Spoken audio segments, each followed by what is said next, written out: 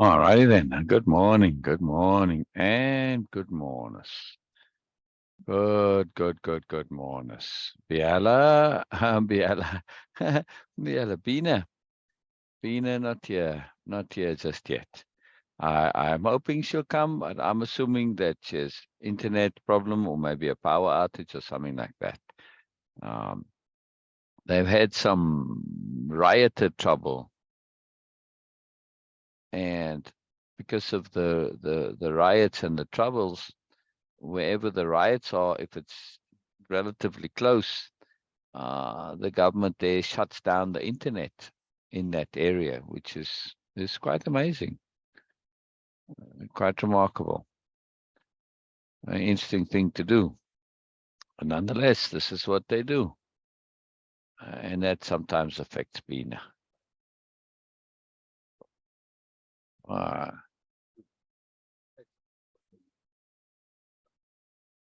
I hope we'll see Bina soon. I hope so. I hope so. I hope so. That would be wonderful. Come, Bina. Come, Bina. I always like it when you're here. I'm just getting the sharing and that done and giving a little bit of time for everybody to join. Always a bit of a slow process, especially when the internet is slow. It will come. We're on chapter 8, pursuing ideals. With we're in the interaction with Camillus and Biella, where Camillus is sharing and he's struggling with worldview collapse, and we're seeing how this unravels. And we are particularly seeing Biella's receptivity, her pause, her deliberateness, and her listening, her hearing Camillus. Not her hearing of him, but her hearing him. Right? She hears Camillus. And this is a massive, great big deal. To hear anyone is a very big deal. It's huge. It's huge. And particularly in this, as Camillus is particularly in a state where he needs to be heard. Not only needs to be heard, but needs to feel heard. It's a massive difference, a very big difference. Very big difference. There we go, Norma. You have the link. Hope to see you soon. We don't always make that distinction, but we can be heard, which isn't often, but we can be, and still not necessarily feel heard. It's a subtle difference, but a profound and massive difference. If we don't feel heard, we don't come to resolution, not inside. And we have that desire to still want to share more, want to say more, to continue. It's not done inside us yet.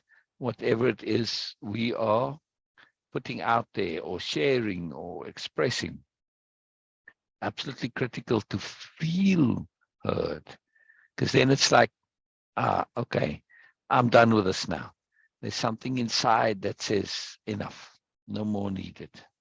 And that's a big point to reach, a very big point to reach.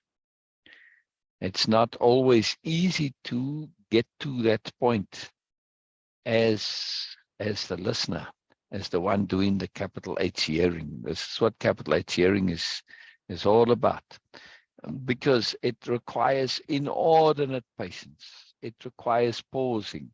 It requires sharing as appropriate. It requires giving feedback as appropriate, but not too much. It's what's coming out. You just want to give feedback that makes it clear that that you are listening and paying attention, right? That you are there, that you are connecting, are paying attention. It's very, very powerful. Very, very, very powerful. I cannot emphasize enough how powerful it is when someone feels heard. It's transformative. It's transformative. Actually, that's why this point on capital H hearing, I mean, there's tons to capital H hearing, making space, appreciation, and energy, and all that, tons of it, man. But it's why it's connected to helping in the big program that's part of the Moreness project, right? Capital H hearing, it's a big deal, and it's its own program, and it is one of these reasons is because it takes so much. But also it's connected to helping, precisely because it is a way in which we can help or be of assistance. Helping is a very loaded term. So helping is somewhat in the title, hearing and helping, because it's so common in our brain and we have such a deep desire to help. But part of capital H hearing is to learn, to know, to realize, to be aware that actually we can't really help. We can assist, but we can't really help when it comes to the internals of another. Yeah, we can't really do this. We have to pay attention to them. Yes, certainly we can hear them and listen to them. But when it comes to actually helping, no, they have to really do this for themselves. Yes. And they have to put things together for themselves. They have to work it out for themselves. We can give clues and tips and hints and suggestions and prompts. But other than that, yeah, we have to be very careful. We have to be very careful. Otherwise, you start taking away the opportunity, the power of coming to realizations for oneself. Yeah. This is a crucial understanding. Not just coming to realizations, but making things one's own. It's absolutely critically essential. We have to make things our own. We can't just hear things and listen to things. Right? When we do that, we transform what's going on. Because now it's not somebody else's, it's ours. Doesn't matter even if we say the same things, use the same things. We are not being influenced. We are changing. And this is critical. It's a small but subtle but huge difference. Massive difference. Massive difference. Really huge. Right? That's how we can take value from others without being influenced. Because if we are influenced, it's never really our own. And that's no good. That's no good. We've got to make it our own. Absolutely have to make it our own. It's massively critical. Massively critical to make it our own. Now, really huge. Otherwise, we just be a collection of what we hear, and we're not really our own true self. Yes? Does that make sense? If you're always just taking in and you're being influenced by everybody else, and you see that with some people, right? They can always quote everything and, and say, oh, so-and-so said this, so-and-so said that, but none of it is theirs. And it's part of Cornelius's problem, right? That's his life as an academic. Everything is based on reference. So-and-so said this, so-and-so. Yes, okay, then he might quote himself. I wrote this, my original work. And they do make original works, and that is very important. But nonetheless, their original works are sometimes comprised, or not sometimes, or typically comprised of references and quotes. They built on a foundation of somebody else's work, and then yours comes on top of that. Now, what happens if all of those references, one referring to the other, and this one did a study and work on an extension of somebody else's work? What happens if the core that it's built on is flawed? Or not necessarily flawed, but just within a paradigm. Like, for instance, you are writing stuff, but it's within the context of the superiority paradigm. You got a problem, right? You got a problem. You got a problem. That's very key, in other words, very, very, very key to really be absolutely aware that we cannot have this. We've got to create our own foundation and build on that, right? Because sometimes it means that we have to throw out the entirety of what went before us. Ah, good morning, Janet. Good morning, Janet. I love that you're here. I love that you're here. I love that you're here. Janet, I'm assuming Bina has, internet or power problem, right? So, yeah. Wow, wow.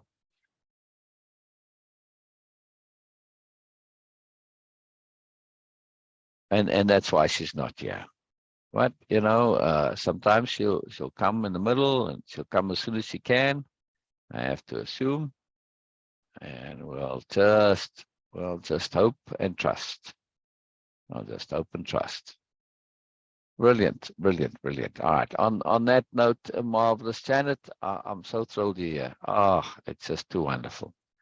It is too wonderful. Brilliant, brilliant, brilliant. I am going to go to screen share, and we'll start reading part 2, right?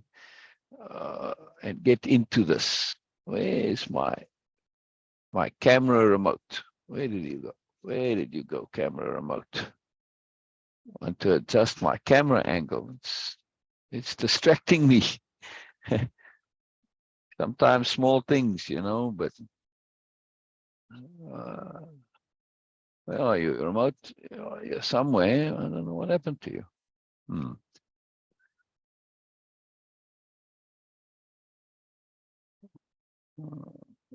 Oh. And the remote for the lights. That's another remote. That's quite interesting that it's not here. Ah, there it is. There it is. See, much better. Something happened and the camera got adjusted.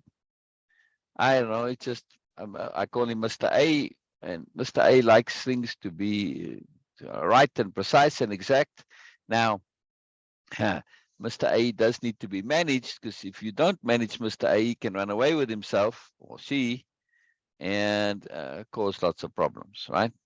And it's always been a part of me, and I was fortunate to realize this a long time ago, and have actively managed Mr. A since then. And I have a book somewhere called Managing Mr. A. Very powerful. And it leads to managing all of our aspects. We've got multiple aspects and an understanding of our psychology. Mr. A is a program, a little sub-program. It's an unformed personality, right? And sometimes they're more to greater or lesser degrees.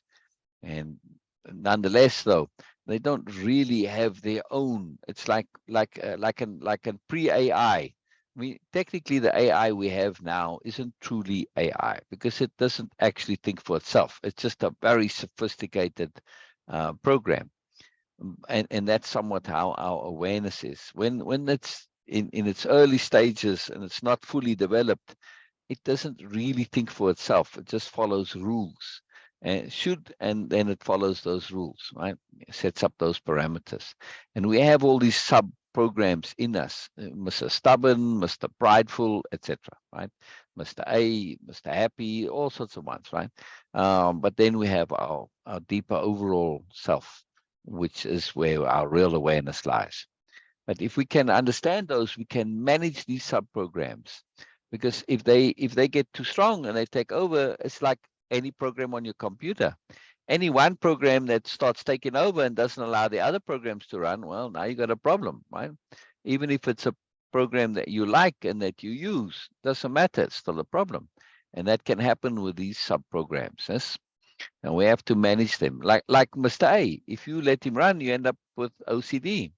Yeah, it's no good, right? Or similar things, right? No, it's very, very important to manage our aspects. And there's a lot of skill involved to doing so, a lot of strategy and awareness. But it's not difficult once you know how. Anyway, a topic for another day, just a fun point. I shall get right into the reading. So I'm glad you heard, Janet, and please, share and your thoughts and comments as they come up, because later they tend to go. So if you can, I know it's tricky sometimes, but if you can, I'll share screen in a moment, and then we'll get going. Brilliant, brilliant, brilliant, brilliant. There we go. There we go.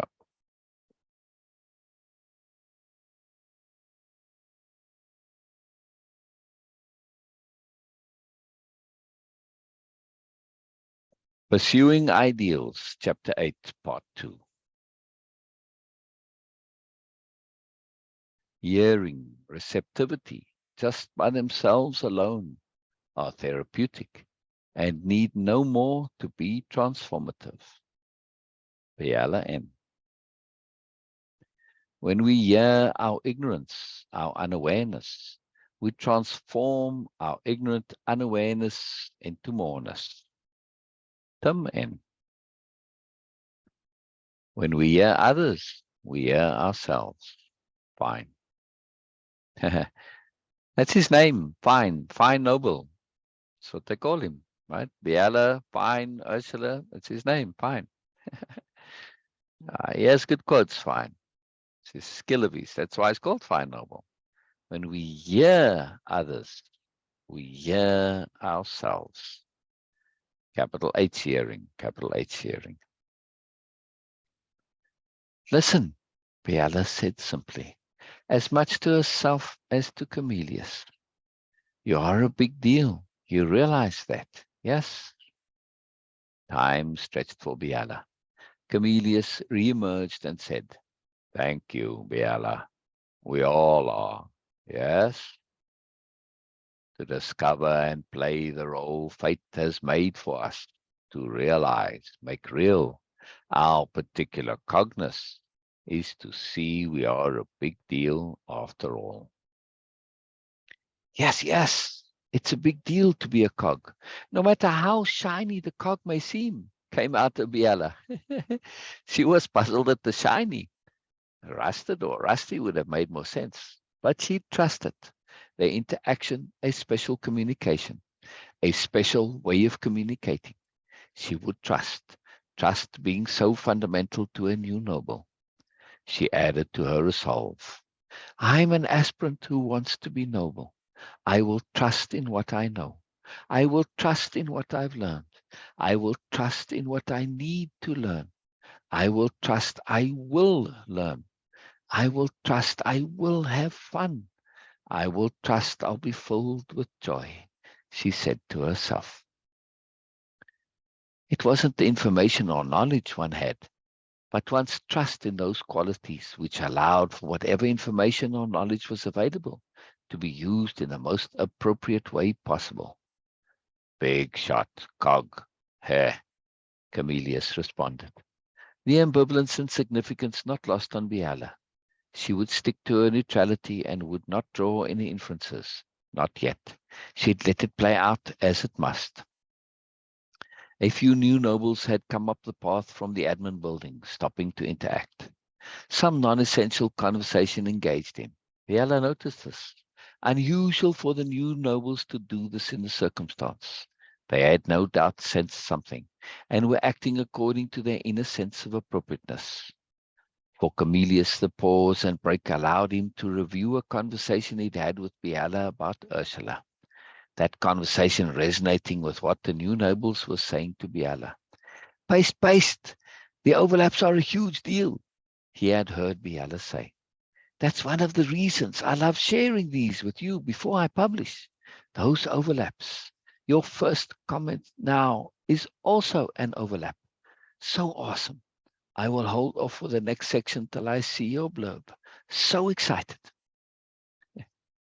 Their conversation, whatever it was about, had meaning for Camillus and connected to what he was thinking.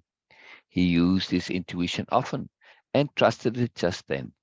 He heard himself say, "It's kind of loopy, but I think you'll get what I mean." He was rewarded by a smile from Biella. Camillus had been thinking deeply about that conversation. He added, "I edited my comment after hearing yours, working on an additional one. Give me a moment. Perfect for what I am thinking." Ah, this is great, the overlap. Camillus paused, writing in his head. Not to flay the deceased equine, but we keep coming back to a place that's a new analog of the original starting point. I suppose you could say this proves we've had it right all along, but it is not an object, but a journey. Yes, Biella agreed with delight. Camillus went on. It is not the right idea, but rather the right road. Biella. Yes, we are process. Camillus. The process is transformative. Sometimes this transformation is grindingly slow, like a mountain seen from a moving vehicle, which seems to never get any closer. Other times you might hit an oil slick, commonly called a biella, lose all the slowing effect of traction, and just fly. He left off there, opening slightly to Biella. Biella laughed with joy. "I'd like to tell you a story, one of the new nobility founding fables." Camillus, interested, solidified slightly. Once upon a time, there was a curious circle. No, it was not curious to look at. The circle itself was curious. Curious about everything. Especially it was curious about itself. Not content to go round and round in the same place like all the other circles. Biella's gaze fell upon the river. The circle decided it would get to know itself as well as it possibly could. So the circle started eating itself. Round it went, eating and absorbing all of itself. And it was glorious. She followed its course with a faraway look. But when the circle came back to where it had started, there was a problem. The circle was now bigger than it had been before. Because of all the knowledge it had of itself, the circle could now see its old self, a little below where it was now. But it could not see all of itself at once. The circle once again started to eat its new self, wanted to know all of itself all at once. With the new knowledge of itself, the circle was now able to more quickly know itself. That's what the circle called eating itself. Again, the circle came to the end, and again the circle could see down on itself, as again it had grown bigger, and again the circle decided to know itself. Round it went, coming to the end quicker and quicker. Round and round it went, ever quicker and ever higher.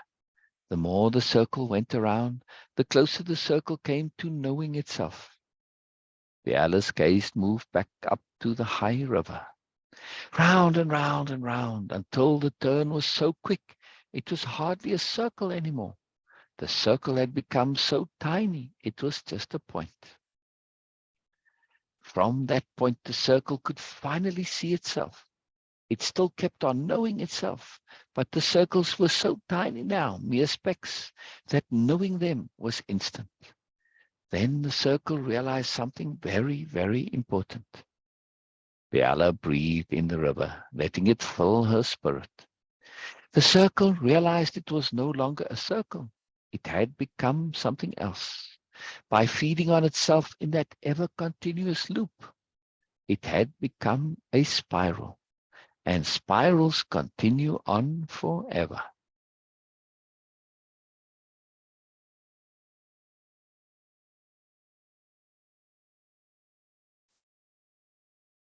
They sat in silence for a while, allowing the fable to permeate. Everything seemed to be in balance, Biella thought. She caught herself. Seemed to be? That made her wonder. She would be extra watchful. Do you like the fable format, Camelius? Yes, but interestingly, I like it as a summation, as you presented here, rather than an introduction. Same for me, Biella agreed. Therein lies the magic of it, taking that knowing from earlier, that knowledge and understanding, and transforms it into something delicious, something warm and cozy, something we want to hear again and again. It's a favorite technique of sharing with the new nobility. We like to tell stories. I find it interesting, your impetus to make things relatable. Interesting because it never really occurred to me. Camelius laughed at that. That right there is why Camelius is such an important character in the story of mine and Ursula and the other aspirants. There are always stories unfolding all around us. Camelius has his story also. Biella considers all the perspectives, that journey, that transformation of his. That's why I love him dearly as a character. Biella smiled at her thoughts. Camelius added, as you see, I always characterize that as pandering or trying to help the hopeless case masses. Now, I'm beginning to see the value in it for me. Yes, Biella proclaimed, receiving such a jolt of energy. She jumped slightly from her sitting position and hugged Camelius. As Biella was hugging Camelius, two new nobles walked by. One was heard to say, it's all a spiral, you see, from the hopeless pandering to the related masses of the cause, to its value to us personally. Camelius was amazed, like they looked into my... Oh, I love it. Biella was delighted. That kind of thing happens to us all the time. But unless one is in the middle of it, it's difficult to explain and communicate. Those little tiny miracles keep us connected and refreshed. Sometimes like this, they are simply agreements from the universe. Other times, lessons or path indications, clues, prompts, stimulus, many different kinds, all so marvelous, Biella said. Okay, all caught up, Camellia suddenly said, as if things had somehow fallen into place just then. I must say, I'm surprised at the turn of events. When I first heard how accomplished our polymath Ursula was, I was a bit surprised to think that you, or any of the group, would be impressed by an expert player of the status quo game. But I accepted it as a descriptor. It was part of who Ursula was, and I could accept that without attributing any glamour to it. So I was surprised again to learn no one was impressed, not even Ursula herself. Then, of course, the comment about having the right of it made perfect sense. Biella giggled slightly. I love that you were surprised. The new nobility have a strong counterculture.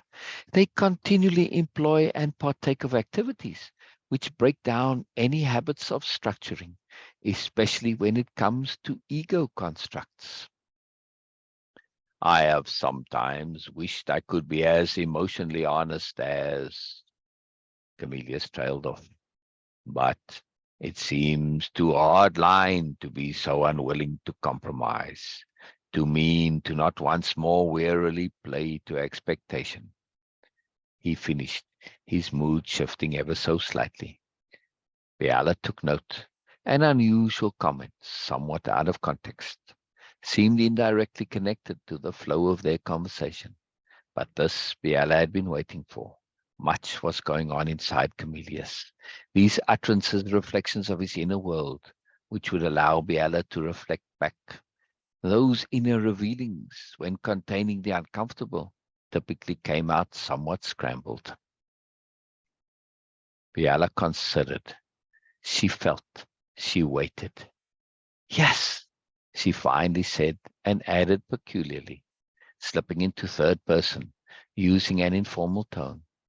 What do you think the prognosis is for Camillus, considering these latest perspectives? Camillus went straight into that same perspective shift. I like his character. I think he has a spot. He's perhaps a bit grumbly and woolly, which is a nice counterpoint to some of the more bushy-tailed. Yes, where he's headed.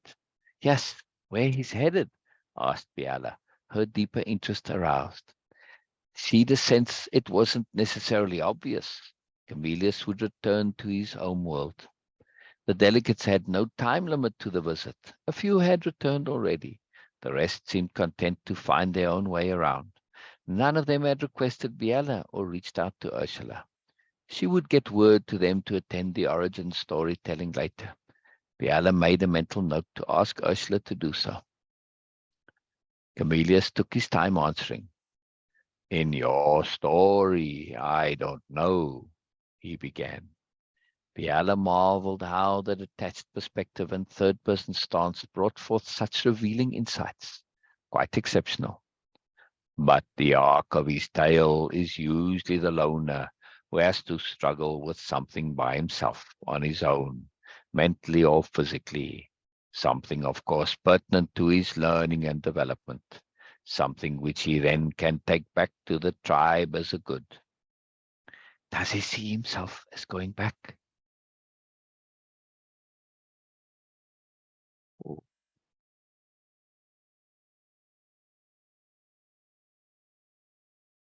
How would that be shaken up so as not to transform the usual arc? She prompted.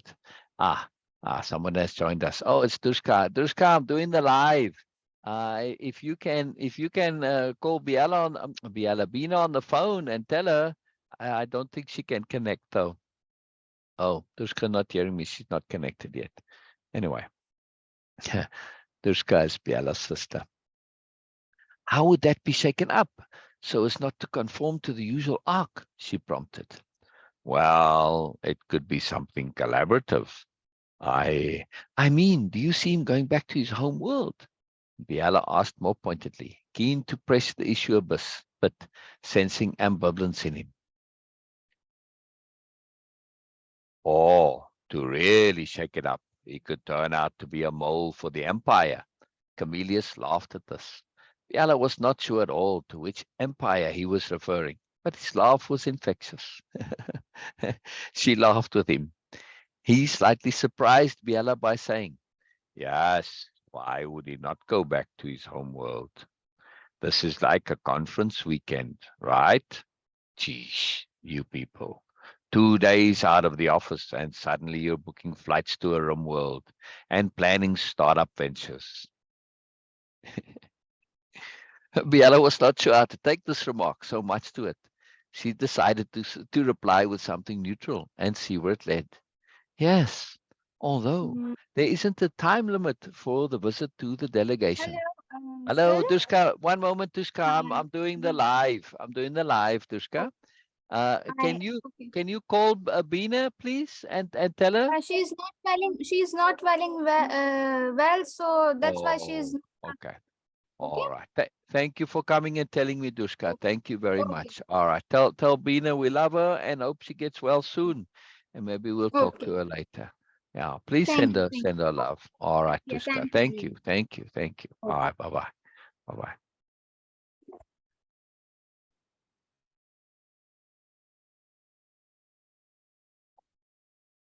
Biella was not sure how to take the remark, so much to it. She decided to reply with something neutral and see where it led. Yes, although there isn't a time limit for the visit of the delegation. They can stay as long as they like. As individuals, they're not bound as a group. Their coming was arranged by the egg. Now that they are here, the new nobility via myself and now also Ursula deal with them. It's completely open as to how things go. You and Ursula are atypical delegates.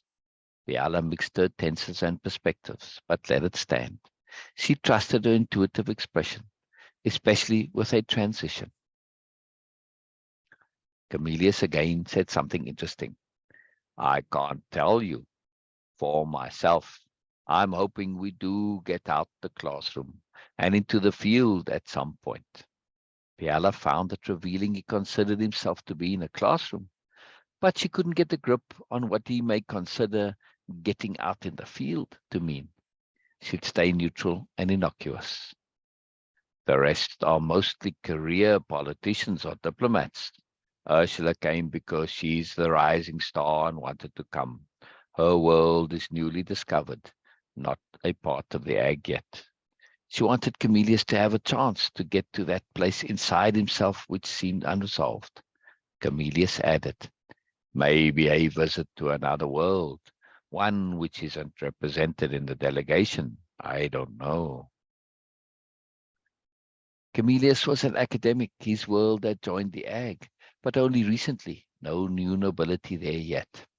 Biella intuitively added, the new nobility are cautious and deliberate in their interactions. They ease their way in. She reflected on her own statement. Not exactly inappropriate, something she of course already knew, and likely Camillus also, and thus not entirely necessary for the situation. The unexpected surfacing to her meant it would be a template. Yes, that would be the way to proceed with Camillus. A reminder to be cautious and deliberate, to ease her way in. Camillus stirred and said, Camillus gets caught late one night with a tube of spray coating, writing "Frack the Nobility" on a garden wall. Biella refrained from responding, except with a laugh. Most revealing.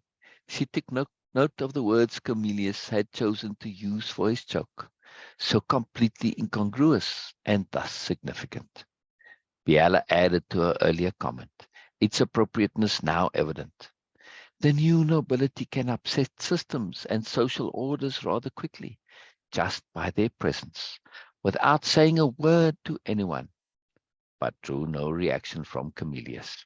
He's broken from the circle, in a spiral now. Camillus suddenly said, in his academic voice, when considering what is possible for anything or in any situation, we ought to be rational. The appropriate rationality for possibility is physics, as in logic, where the valid is merely what is not invalid. In physics, the universe, all is allowed, except that which is expressly denied by law. So, anything and everything which does not violate the laws of physics is possible. Yes, the other laughed, some more inevitable than others. Camillus added, tugging at his beard. That's really obvious, and I don't know why I said it. I think my pet is putting thoughts in my head. Biella took note, leaving the pet comment alone for now. She decided to shift back into third person, as it definitely allowed Camillus to express himself more freely. I loved it, she said. It's Camillus's version of what Ursula was trying to avoid. In her case, since the underlying system was ego and status, it's egregious. But because Camillus's underlying system is academics, it isn't her comment. It isn't her comment intuitive again. Ah, I'll read it again. It's Camillus's version of what Ursula was trying to avoid. In her case, since the underlying system was ego and status, it's egregious. But because Camillus's underlying system is academics, it isn't. Her comment intuitive again. She deliberately opened herself, allowing what came out to be said without filtering or pre-editing. Her addition not directly connected to what Camillus had said, but Biella could feel it resonate.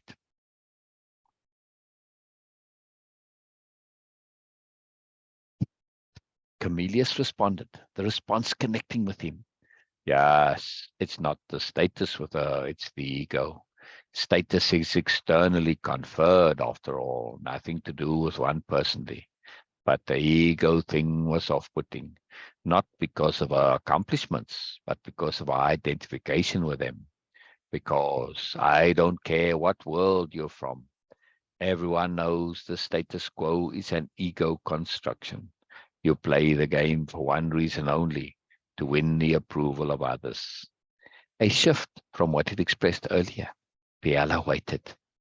She justifies by saying it was for her own edification, but that just makes her kind of stupid, he added. His harshness surprised Biella. She didn't think it was how Camellia saw Ursula. No, she was fairly sure of it. Ursula, a metaphor now, a stand-in, Biella said. Yes, the status is the product which is sought in that game. She didn't particularly care for it, but when in that game with goals as she had been, one has to play. Biella didn't get a chance to finish as Camillus jumped in. Has to play? No way. Even Calvin had its rebels. End part 2 of Pursuing Ideals. That's as far as I got with copying it into the slides. I was a bit slow in getting there. Hello, Norma. Hello, Norma. Hello, Norma. I'm glad to see you here, Norma. And we're getting, there's a lot more to this. And it's a deep, long chapter. So I'm glad to end there. It's a powerful point to end on. Right. Yes, has to play. Yes, it's interesting that Camillus, who does play, feels and expresses the point that one doesn't have to. Even and one, as one can assume here via implication, that Calvin is a place that was much given to conformity, but yet even Calvin had its rebels. So even a place that is very conformist. I never looked up Calvin. I'm assuming Calvin is something part of Star Wars because he made the Star Wars references earlier. I'm assuming it's one of the Star Wars planets. But I'm fairly familiar with Star Wars, and I don't recognize this. I'll Google it right now and see. Hello, wonderful Norma. Glad you're here, marvelous Norma. Brilliant. Hello, Norma. Hello.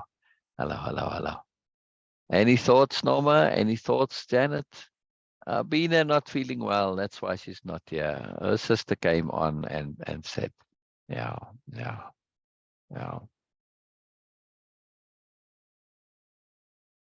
Oh, I did look this up. I remember now, and I couldn't find what he was referring to. He must have misremembered. Yeah. No reference to it. Well, who knows? Something out of Camillus's peculiar brain. Oh, why does it say content no longer available? What's going on? Why would it no longer be available?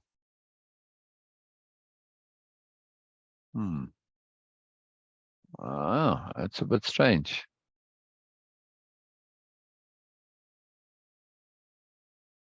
I hope I'm still there. I'm keen to hear. I'm keen to hear any comments.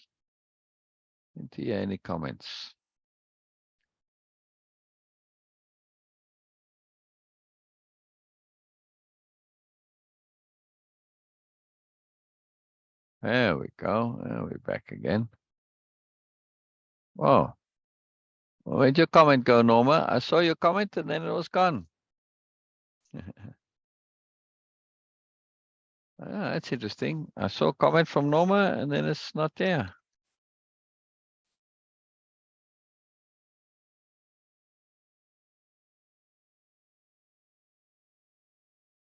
Oh. There's Norma. Hello, Norma. Hello. Brilliant. Any comments, Norma? Any comments, Janet, on the story? I like the way the story is is slowly getting into camellias. You know, most stories, they like to move things along, and you know, a lot of dialogue and conversations are essentially massive abbreviations and summations of what actually happens, right? Um, yes, one cannot see the forest for the trees. By the way, Janet, I love your typo. It actually makes that quote much, much, much better, right? It adds a nuanced layer to it, because that's precisely what actually happens. Because the trees are in the foreground, right? And therefore they fall, they in front of us, and fall as in the old usage of the word, right? Now, like in golf, when you hit a ball and it goes where you don't mean it to go, you shout four. It's not the number four that you're shouting four, because back in the day that was, you know, those ahead of you, those in front of you, and the trees that are in front of you are the ones that make us not see. Yeah, yeah. I actually meant to write. You meant four. Brilliant. Oh, I love that. I love that. I love that. Absolutely love that. That's wonderful. That's wonderful. Yeah, that's very powerful. Yeah, that's true. We can't see the forest for the trees. And what I was saying with this conversation between Biella and Camellias, it unravels in layers, and you see this happening, right? And it goes down, it progresses, comes back a bit, comes down. But this is a real conversation. It is a real conversation between me and someone, which I wrote into the story as Biella and Camellias. But all the dialogue, the parts in quotation marks, those were said between myself and my friend. Right? My friend was having a bit of a crisis himself, right? The same crisis as Camellias. Now, he's a different character to Camellias, but the crisis is the same. No different, right? And that fact that he said classroom, this was very indicative, because my friend, like Camelius, you know, they both teach, both professors, right? Teaching philosophy, logic. And he saw himself in a classroom was quite a remarkable point to make. And it's fascinating, because it's not something that he would admit and say directly that he felt he was learning. Never said it. It only came out indirectly like that. But this is capital H hearing. When we really pay attention, people say what they don't realize they say, right? By implication. We start listening to the implications. It's huge. It's huge, huge, huge. We hear so much more, and we hear the depth. And you know, it's also very, very, very interesting how expression works, especially when we're in crisis. When we're in crisis internally, things aren't resolved, there's conflict, there's confusion. We say things to others meant for ourselves. It's like we're not hearing ourselves, and the part that's not being heard wants to be heard, so it does the only thing it really can.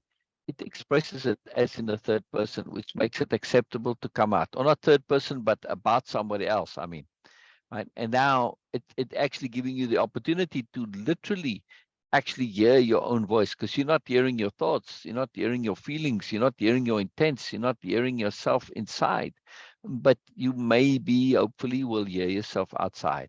And sometimes you see this. People say, oh, did I really just say that? Oh, you know, that actually applies to me. Yes, exactly, Norma. Just listening is a good habit. Yes.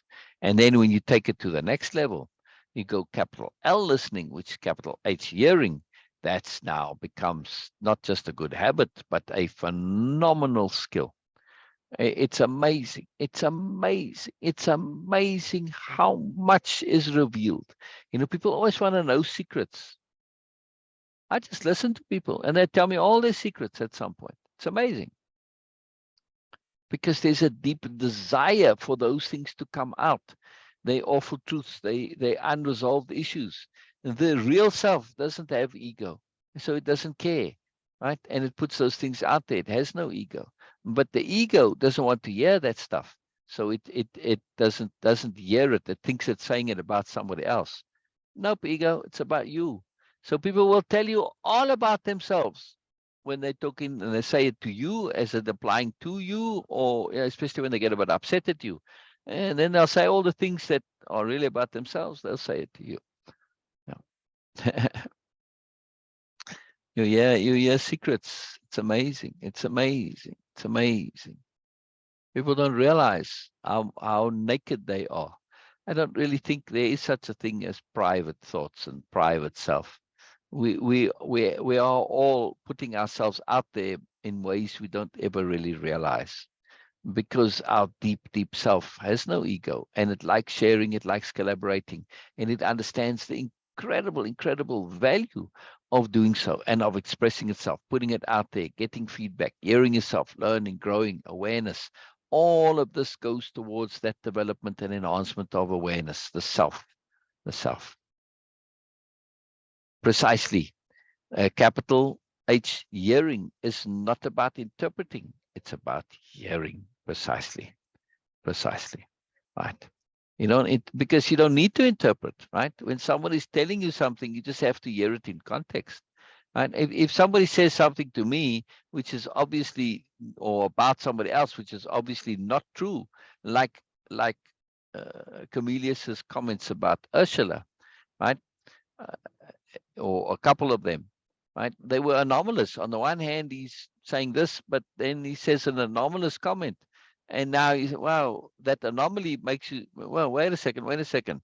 And then as soon as you realize, oh, actually, Ursula's become a stand-in for Camelius, where he can express things about himself in an easy, comfortable way. Well, then it's a duh. See, it's not interpretation, Norma. It's simply being able to hear in context. Yeah. Right. Yes. It does take some, I guess it's not a qualification in the usual sense, but at least I think you maybe mean like in a therapeutic or psychoanalytic sense. I try to avoid that entirely. I have no love for it. Why? Because when you qualified, you interpret according to a particular paradigm, a particular boxing. This is how people work. And that's it. Once you see some certain symptoms, you put them in a box. And ever after they're in that box. And that box is almost never does it apply. Yes, it's an aggregate box, and nobody is an aggregate. So those boxes are always inaccurate. I avoid those entirely. You don't need to do that. You just need to sit there and hear the person. They will tell it to you yourself. You just need to learn how to hear that language, the language of the self, which is looking to express itself via these particular mechanisms, right? Via talking about somebody else, via inference, via implication, via casual comments, like Camelius's comment. Oh, yeah, it'd be nice to get out of the classroom. Oh, by implication, we're in a classroom. People don't listen to their own implications. When we listen to implications, we hear incredible truths. It's astonishing how much we can hear. It truly is incredibly astonishing. Very profound, very profound, very profound.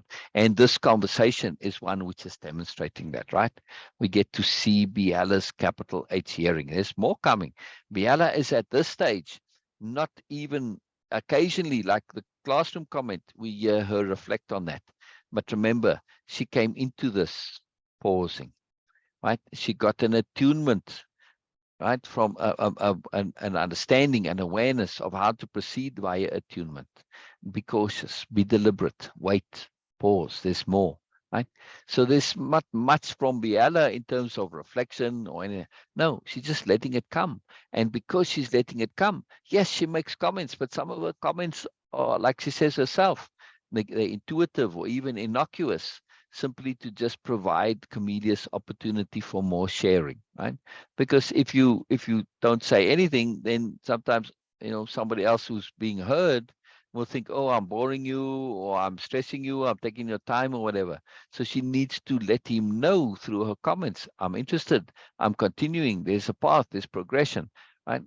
This is part of capital H hearing, is to provide that overall environment in which the person sharing feels it's appropriate for them to share, feels that their sharing is desired, that you want to hear what they have to say, you're keen to hear what they say, even if it might not be fun or pretty, right? Doesn't matter, you're still keen for it.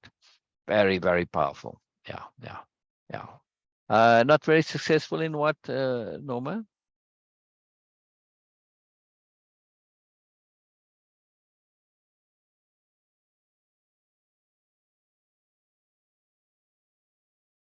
I'm keen to hear more. I'm keen to hear more. Yes, capital H hearing is a skill. It's an art. And of course, when we hear, we can't always share what we hear. Because if Biella started to share with Camillus what she hears, right? She hears him in crisis. If she were to say, hey, Camillus, you're in crisis, well, how's he going to respond? They completely deny it. And now it will be a big, long debate and discussion over why he's not in crisis, why everything is fine, and blah, blah, blah. Lots of denial, lots of obfuscation. He's not ready yet to confront that. And it's not up to Biella to say it. If she does, all she's going to do is now prompt this denial from him and build a wall around it. That wall is one he can't maintain on his own. He needs somebody to do it, right? Biella's not going to play that part of helping him maintain the wall. She's just letting it come. And the more he starts piling stuff on there, the more the wall starts to crumble and it can't sustain itself. Sooner or later, that wall is going to collapse. She just has to wait and have the patience for it, right? So she sees, she hears what's going on, but she can't necessarily say it. And this is very often the case in capital H hearing, right? You have to just let it come. You see, but you can't say. It's part of capital H hearing. Because when you start telling people what you hear, now you're now saying stuff to them that they really need to say to themselves, and you take away the power of their sharing. Right? Yeah, so you have to just let it be. I'm still keen to hear, Bina, Norma. I'm not sure what you mean with you are not very successful then. I don't know if you mean me or Biella in the story, with the characters, or with me personally, or I'm not sure. I need more context for that. Not sure. Not sure. Keen to know more. Keen to know more. Janet, if you're still here, I'm keen to hear from you as well. Keen to hear from you as well. Very cool. It was a busy morning. It was a busy morning. It was a busy day yesterday. So I didn't get a chance to make the slides. This morning, all morning, I was busy copying in to make this part 2 of the story. It turned out well. It was good. It was good. It's a good point for it to end on as well. Yeah. It's such a deep story. And like I was saying before, I really love how the story, at least this, I was thinking about the judgment. Yes. In capital H hearing, there's no judgment. Right? And judgment too. It's a peculiar thing. I've written much about judgment. We cannot exist without judgment. If we had no judgment, we'd have no morals. So we have to judge. Yes. It is about how we judge appropriately. That's the issue. Yes. I can say, I don't like your behavior. I think your behavior is immoral. I cannot say your behavior is right or wrong for you. That's a different thing. And that's usually what people mean when they're talking about judgment. Don't tell me what's right and wrong for me. You can say what's right and wrong for you. And in that, I can say, well, your behavior is not something I would do. It's wrong according to me. Now, is that judging you? That's up to you. You can take it any way you like. I'm telling you how I see things, right?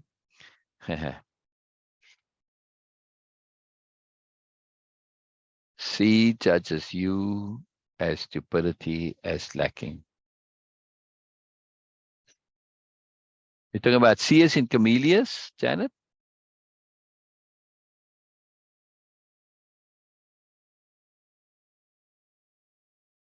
He judges Ursula. Yeah, yeah, exactly, exactly. And the reason he does this, yes, yeah, yeah. The reason he does this is because where he came from in his world, he's the guy who knows it all, and not as a know-it-all, but he's seen as the wise and knowing figure. He's like the chief professor, and he's a professor of philosophy and logic. Philosophy being the love of wisdom, how you live, what you live by, what your ideals are, what your goals are, your aspirations are, right? This is what philosophy is, what you live by. Yet he thought that he kind of had it down when it came to philosophy. Then he came into contact with philosophy and doing and being, which just was so outside of his experience that it's blown his mind. And he's sort of come to realize, like Ursula, that in this environment, he's the one who's the student. It's a classroom. And this is very hard for him to deal with. Very hard. He's feeling a bit stupid, as Ursula did. But Ursula said, well, you know what? I'm going to just become an aspirant and acknowledge my stupidity, acknowledge that I don't know, even though I have skills, but relatively, and say, okay, I need to learn. He doesn't want to do this. Yeah. Exactly, Janet. He has the knowledge. He just lacks the connecting power factor, precisely. And that connecting factor is exactly the difference here. He doesn't want to give over and say, I want to be a student. He can't do this. He struggles with this. And he feels stupid. And that's why he doesn't want to say, I want to be a a student. Because in saying that, he is going to have to acknowledge to himself. He's already said it out loud, but he hasn't fully acknowledged this totally. That actually, you know what? I've actually been stupid all my life. He said it, but he still hasn't fully acknowledged it. It's very difficult for him. Yeah. It doesn't matter to Ursula. Correct. Exactly. Exactly. Exactly. Yeah. And this is the beauty of Ursula, that she was able to set aside her ego. To say, look, ego was something that belonged to that other world. It was never really me. But for Cornelius, the ego is part of him. He isn't just pursuing the things in his world, like academic proficiency and status and hierarchy there because it's necessary in the world, and it's sort of, he's doing it just, well, what else is there to do? He's looking for the highest thing to do, like Ursula. No, it matters to him. It matters to him. It's important to him because he's not self-confident. Ursula is. Ursula's at peace with herself. She doesn't have to prove anything. Cornelius has to prove himself to himself. We'll see more of this later.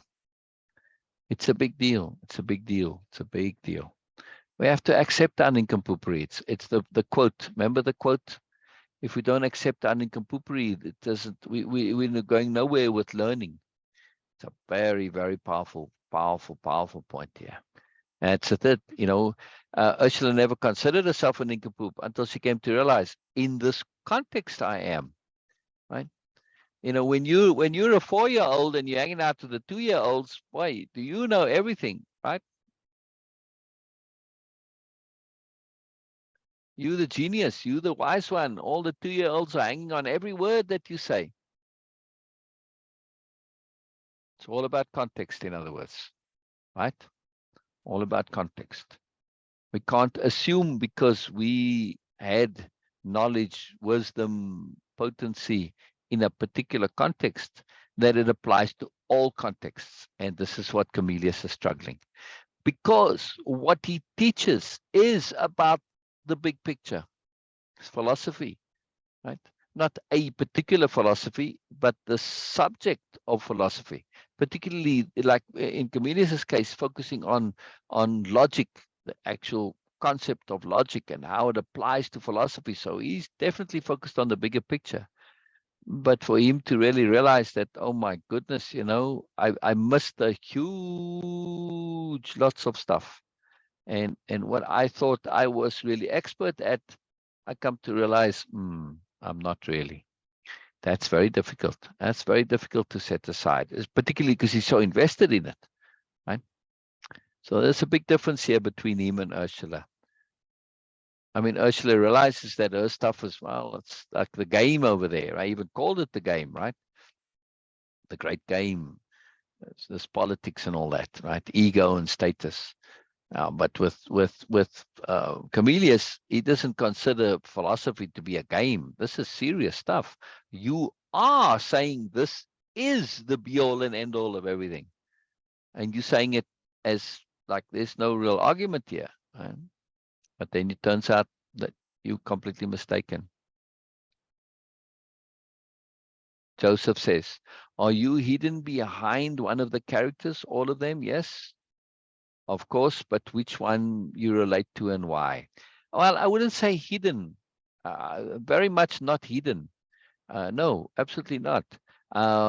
In the sense that I am sharing myself. The entire book is me sharing myself and putting myself out there, right? So there's nothing to hide, really.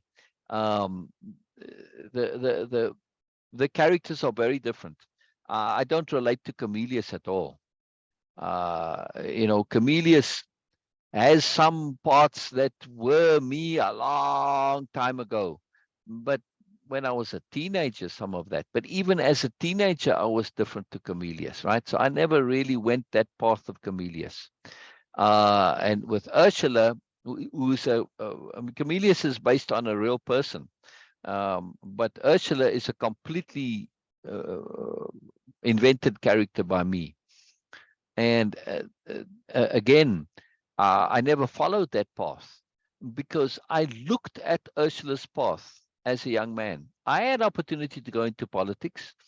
My mother knew, the equivalent of senators or members of parliament and stuff like that, and even took me to like lunch with them and all that. I was horrified. I was absolutely horrified at the nincompoopery of it. Right now, when I was at school, I was a head boy and president of the Pupils Representative Council, all that kind of stuff, right? But not because I really sought it necessarily, just because I was so very different. But that's a very long story. Nonetheless, I really looked at this and I saw how easy it would have been to be in that situation because I understood group dynamics and I understood how to leverage myself and all that, right? All the mechanisms that are involved, which is what Ursula was talking about. But I said, no, thank you very much. This is not something that I want anything to do with because, those politicians, they just were absolutely uninspiring and they were not nice people. Right? They, not that they were, well, they were a bit corrupt in this particular case, but not in a way like criminals are overtly corrupt. They were doing things which were corrupt, but they never thought of it as corrupt because it was just like, well, this is what you do when you're a politician. You can do favors for people and bend the system, and that's just how it is. Right? That kind of logic. It was terrible. So that's why I'm saying I don't necessarily relate to them. And there are other characters coming later on, Hyla and I forget his name now, Boinel, right? And a few others. But again, they are very, very different to me. Now, Biella is who I aspire to be. She's my ideal, who I aim to be, right? And much of what she does say, now, Biella is who I want to be, but much of course, who I also am, right? Just taken to the extreme. So definitely is connecting to Biella, yeah. And also in terms of the new nobility are an expression of my philosophy, right? Which is an extensive work through philosophy. It's comprehensive. It is cohesive as well. And that's why I wrote the whole book, the series, because to put that philosophy out there, it would be a theoretical work. And the key to my personal practical philosophy, that's what I call it, personal practical philosophy. It's practical. It's geared towards application. right? And therefore, it's very different to most philosophy, which is just the idea of, okay, this is good to do, this would be ideal to do, etc. No, mine is about practicality, because without practicality, without application, it's all meaningless. So I decided to, because I was prompted by the universe to put this down. I kept getting lots of pressure, write it down, Say, okay, I will, but I will do it as an application. So the entire story, the world, the culture, everything about this is the philosophy that I have in application, right? So we see, of course, Way-of-Impeccability running all the way through this, right? And capital H hearing, right? The superiority paradigm, these three core elements, right? Or four core elements: nobility, psychology of the superiority paradigm, capital H hearing, and of course, Way-of-Impeccability. When you take those and you put them together and you start to apply them, you get the story, right? It's put into an imagined construct, but one which is applying the very real underlying philosophies and practical applications. Like, for instance, let's just take power pausing, right? Which is what Biella is doing here. It's one of the fundamentals of capital H hearing, is to pause, to let things come, right? And yes, she responds, but she responds when she's prompted as appropriate. She's not initiating conversation. Chameleus is driving the conversation, even though he's not doing so deliberately like in most conversations, right? But still, because she's always responding and adding something which then takes it a little bit further, she's kind of opening the door, she's creating a space. And nature abhors a vacuum. So when you make space, it gets filled. So she's making appropriate space for Chameleus's insides to come and fill that space, right? Yeah, yeah. So really, yeah, I mean, I'm a total open book. Anybody can ask me anything about me, and if you want to know about me specifically, I'll refer you to the young man story and the young man story. In that, I share everything about me, everything that you could possibly want to know. It's all about memorable events and significant experiences in my life, everything that's formative to me, how I came to be who I am, all my developments, my studies, whatever, all of that stuff. It's a very long story. It's not really a story. I guess it's a memoir, but it's written differently to most memoirs, because it's about awareness and points of awareness and coming to awareness.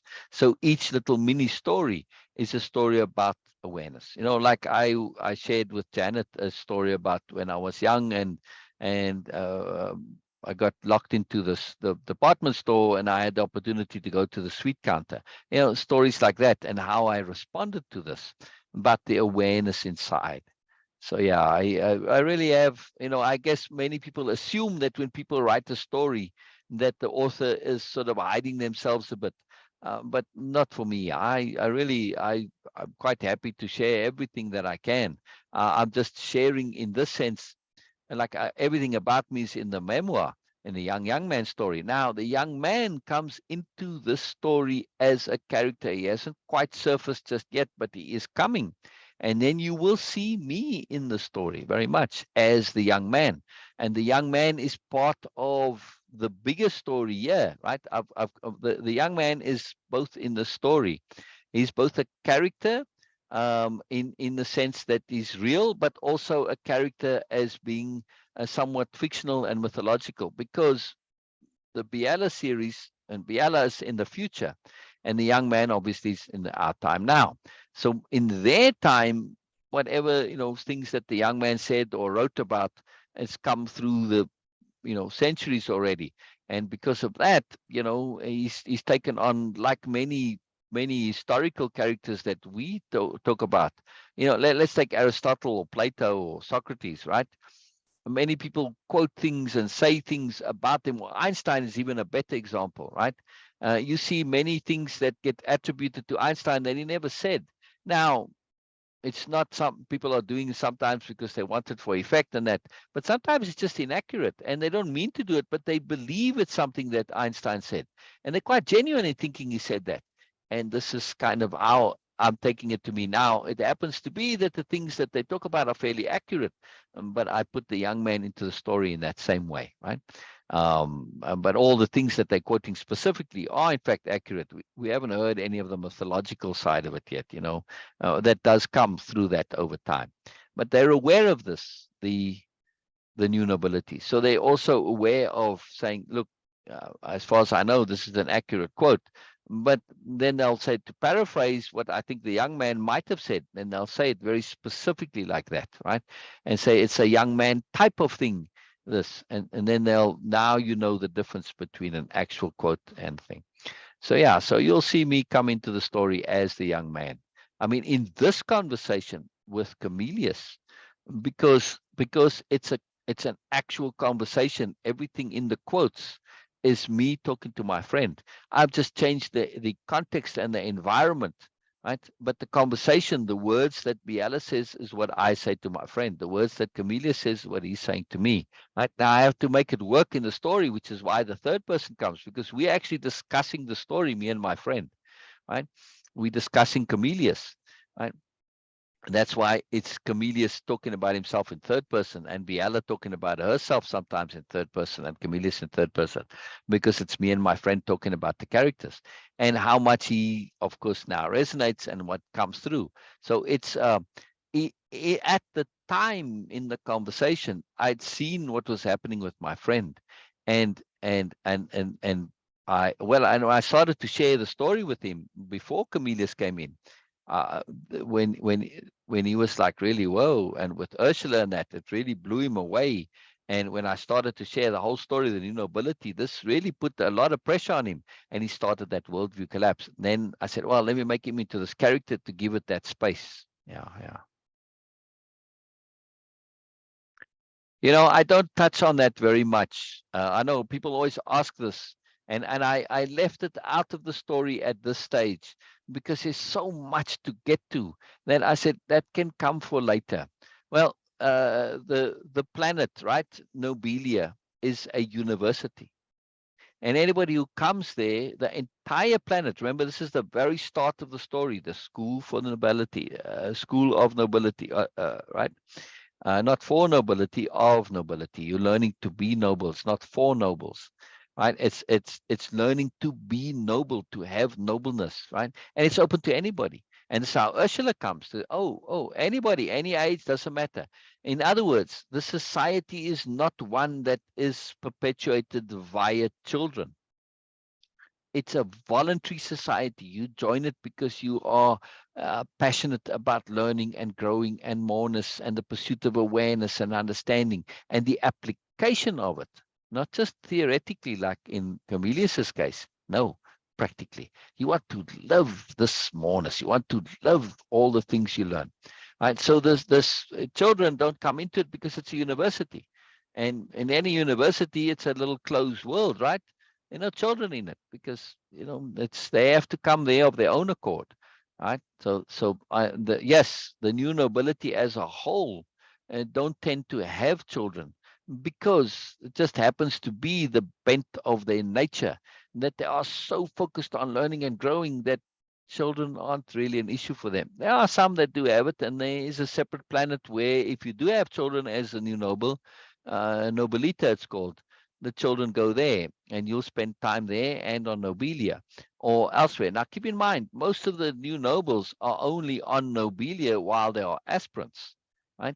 And then they'll come to Nobelia, like alma mater, going back to the campus, yes, and maybe being part of the faculty. But it's a school. It's very much a school, but they live via attunement, and attunement tends to take them elsewhere in the agglomeration. Right, so this is very different. Romantic relationships, again, because they are so spiritually focused, that they feel that it's not that they feel, it's not a big or a thing of big interest to them, because mostly when you are in a romantic relationship, right, at the time there's nothing more important than being in a romantic relationship. Yes, nothing at all. But for the new, for those who have this aspirant mindset and mentality, there's much that's way more important than a romantic relationship. Way more. So they tend to be inadvertently celibate, not deliberately celibate, but inadvertently so, simply because they have other priorities that are much, much, much more important. Hello, Dushka. I'm still on the, oh, Dushka probably has a question for me. Yes. Now, the knowledge must be passed on. And yes, of course it is, because there are always those in that want to be part of this learning and growing, right? Because the new nobility are a part of the culture, much like universities are a part of our culture now, right? And if you want to be a part of that, part of science, part of engineering, you go to those places where that knowledge is passed on, right? You don't necessarily get that knowledge of science and engineering passed on from your parents. Yeah. As a society, those that have that interest go to others that have that interest, and the knowledge gets perpetuated, right? And it's the same thing on Nobelia. Now, they have an oral culture. Yes, it's also written down, but it's an oral culture because they want to avoid the traps that come with things being written down. They become dogma, they become formula, and they get stuck, right? Oh, but this is traditional. This is you stop questioning when it's oral, and when every time you express a truth, you are expressing it because you've thought it through to the end. You've multiple perspective shift on it. You've practiced it. You've applied it. It's real, right? And every time it gets tweaked a little bit, it gets updated. So it's living, it's growing, much like our own truths when we think about those, right? I had held on to many things that over the years have changed. Why? Because I changed, I updated, and I had to let go what was an absolute truth to me before. But that's hard to do when things are written on paper. Look at history. Who discovered America? Most people believe it's Christopher Columbus. When there's actual, factual, historical data, it's not even a dispute, really, that the Vikings came here long before Columbus. Yes. And there's evidence of Buddhists that came here in 500 AD. Yeah. Came over from China. They said they found the locals unresponsive to Buddhism, and they went back and said, well, we're not interested. There's not anything worthwhile for us there. Right. So there's lots of evidence, but the Vikings is very strong.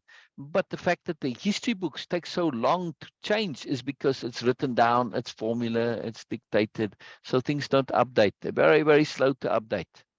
Very, very slow to update. Once things get stuck in a popular belief, it's hard to overcome that. And when they're written down, that's exactly what happened. But when things are alive and you have to discover it for yourself and figure it out for yourself, you have that realness going on. Yeah, yeah. Yeah, exactly. Exactly. Chop wood, carry water. Precisely. And this is precisely what the new nobility do. Their culture is one of chopping wood and carrying water. It's all about the application in their daily interactions, like we see with Biella, right? She's not just doing this without, just like kind of doing and it's just sort of happening. No, she's consciously and deliberately doing the pausing, for instance, allowing the intuition to surface and responding to it. She's consciously and deliberately listening to the world, listening to the universe, listening to her internal self. Yes. So she's practicing and applying what she's learned, and the underlying deeper philosophy and techniques and tools that she acquired for herself. Now, Biella is an exceptional aspirant in this, that she learned this on her own, right? And she didn't learn most of it on Nobelia. Yes, she did learn more, of course, on Nobelia, because she's learning every day. But she became, when she came to Nobelia, at that point, she was already invited to be a new noble. She could have said then already, yes, and been an official new noble. But she said, no, her learning desire is so deep, and her modesty and humility. And she said, nope, I'll put that off. And now in this story, yeah, she's coming to that point. They're still on their way to the office to do this officially. It comes, but they do. They go there. So this chopping water and carrying wood, it's the day-to-day application. In her interactions with Camillus, and we saw earlier with Ursula, and with the delegates we're going to see, and you're going to see her applying all of this, applying, which is what chopping wood and carrying water is. It's all about application, the doing part of it, the being part. Yeah, it's very, very powerful, very, very powerful. So yeah, relationships, family, kids, the usual things, they don't apply because the people on Nobelia are those who saying, look, the usual way of living, it's not for me. I want more. And they're not saying it's wrong. Absolutely not. They say, yes, that's right and appropriate, but for others, not for me. Yes. It's like, you want to be a doctor. Wow, good for you. That's wonderfully good and appropriate. But for you, I have no desire to be a doctor, none whatsoever. Yeah. And this is also a personal statement. I mean, my father's a doctor. He would have loved that would be a doctor. He'd expressed that. But I very early on saw, hell no, this is not for me at all. Right. Yeah.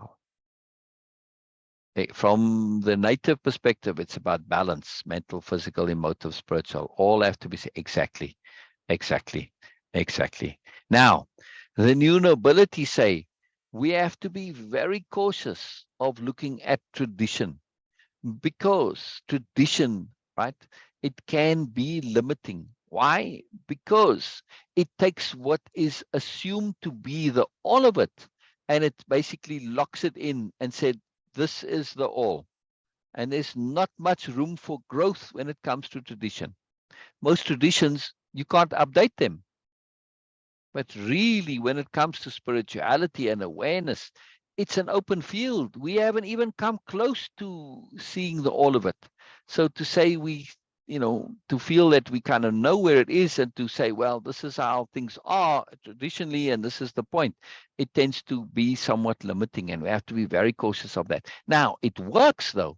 It works in terms of stable societies, stable civilizations, stable communities. So it's wonderful from a stability point of view. But when it comes to the pursuit of consciousness and awareness, some instability is quite wonderful, right? Schizophrenia, back in the day, talking about like in the 50s and the 60s, when this word first came to be very popular, it was a really big thing, right? Maybe you remember back then, right? R.D. Laing was the psychologist who studied schizophrenia, did huge, long, great big studies of people in the mental homes and so on. His conclusion in the end, he said to him, schizophrenics are the forerunners and those who are stretching the boundaries of consciousness. They're exploring the edges. Now, he also came to realize and shared this.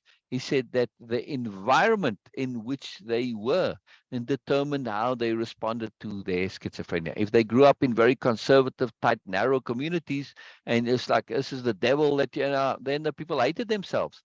But when they were in a positive environment, that this is a gift, this is a moreness, then the people loved it, and they explored openly, and they had no negativity towards it.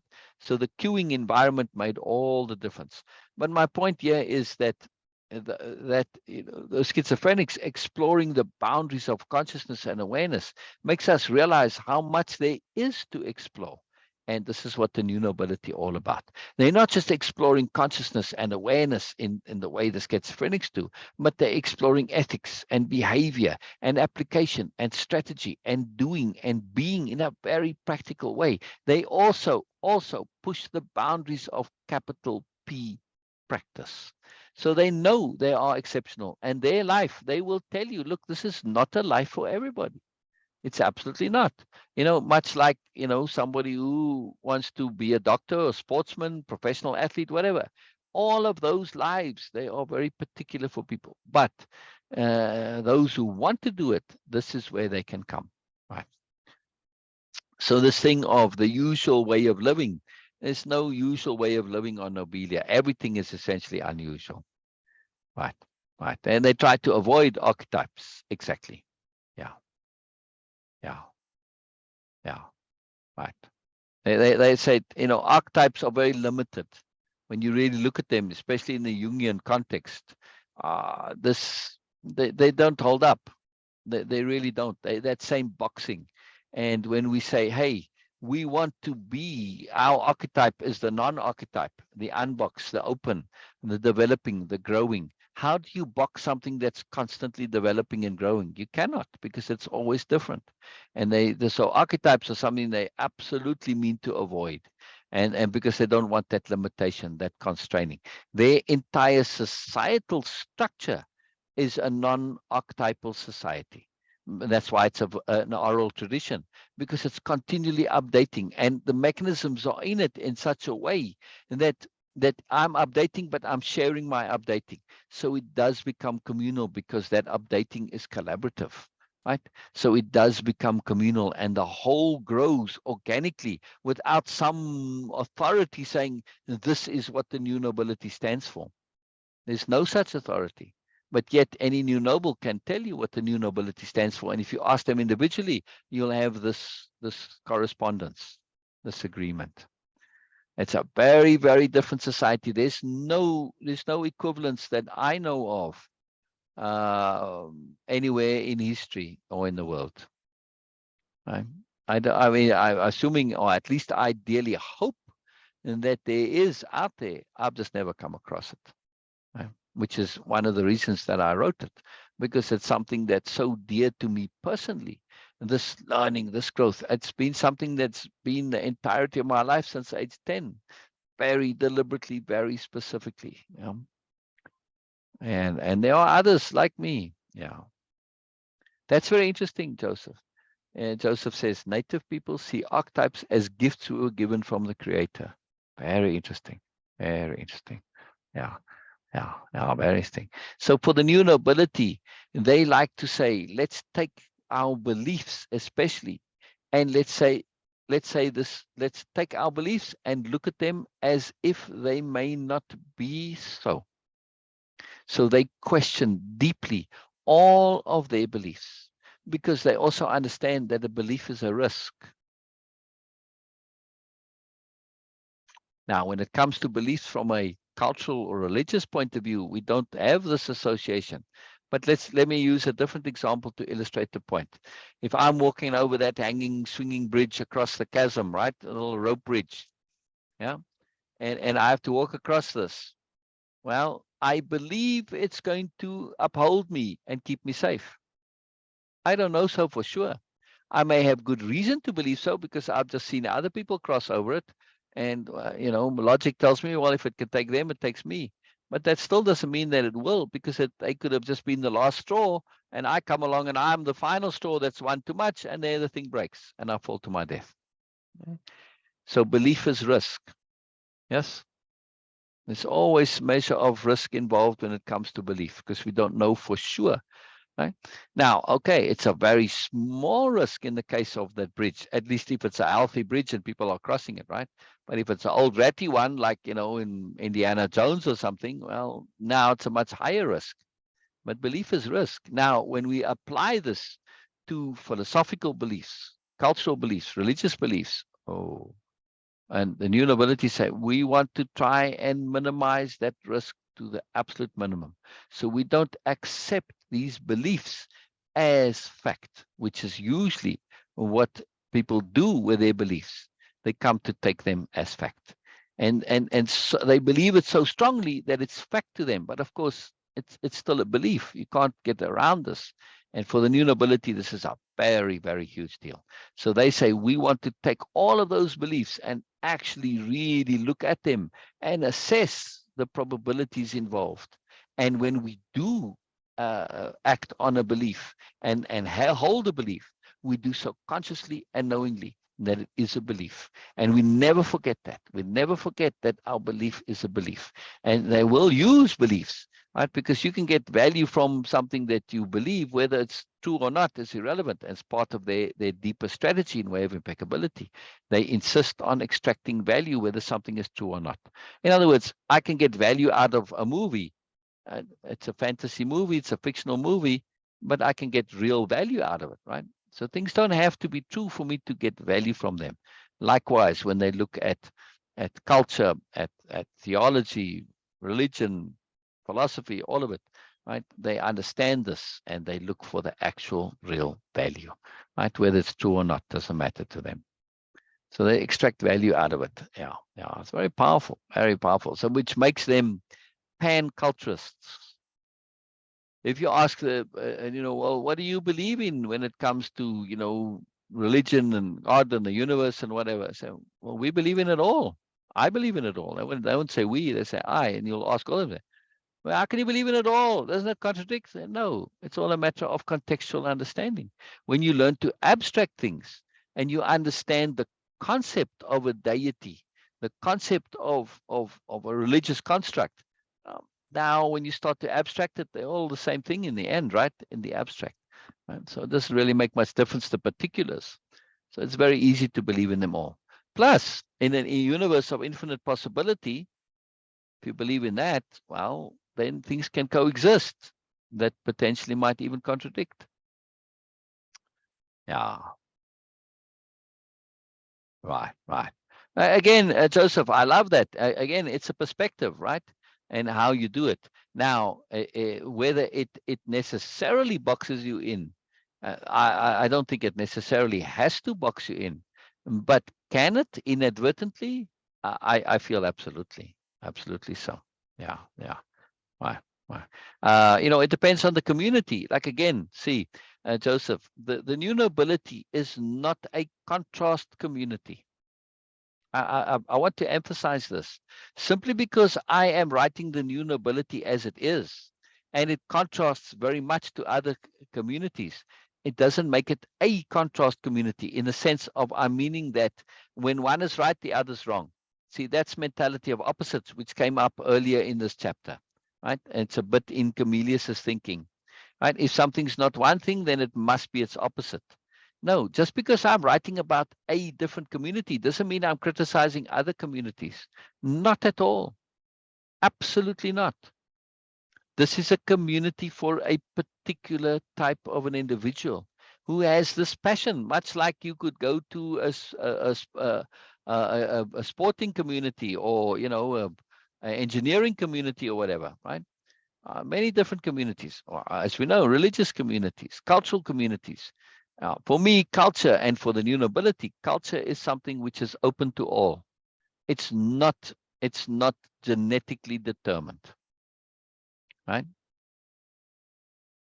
I know this is a hard point for some. They want to insist that their culture is theirs and theirs alone because of the genetics. But truly, culture, to me, if your culture is real and true, surely it's open to anybody, regardless of your genetics. Yeah, I feel, at any rate.